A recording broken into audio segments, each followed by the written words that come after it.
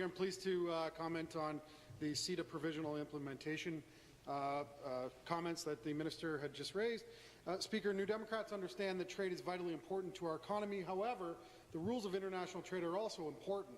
New Democrats, both at the provincial and federal levels, continue to have some very serious concerns about CETA and its impact on Ontario businesses, provincial and municipal procurement, and Ontario workers and Ontario farmers. Speaker, the investor state provision, specifically in February 2016, during CETA's legal scrubbing phase, the minister announced changes to the ISDS, the Investor State Dispute provisions, that are supposed to improve transparency and strengthen measures to combat conflicts of interest of arbitrators.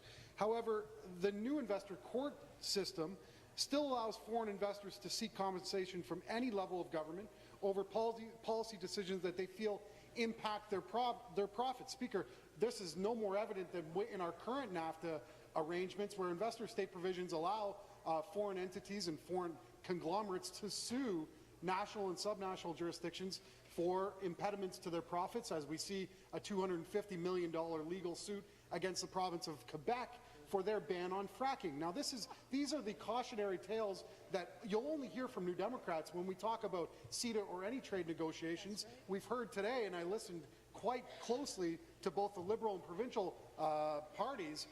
It's nothing but roses and rainbows when it comes to free trade agreements. Speaker, people in our ridings and our communities and across this country understand the implications of free trade and the impacts that they have on their communities. We see devastation in our agriculture sector, we see offshoring of good manufacturing jobs, and we see no balance and fairness truly ingrained in these trading agreements. For once and for all, we would love to see our country and our province play an active role in ensuring fair trade agreements where we protect those natural resources, we protect those good-paying jobs, and raise the bar for our partners in trade, where we don't set the standard at its lowest common denominator, where we can all prosper and profit from trading agreements. Speaker, it's high time that this government do its due diligence when it comes to the impacts. We will see a bill come forward, because those are the rules under CETA implementation. All the provinces have to agree and enact enabling legislation.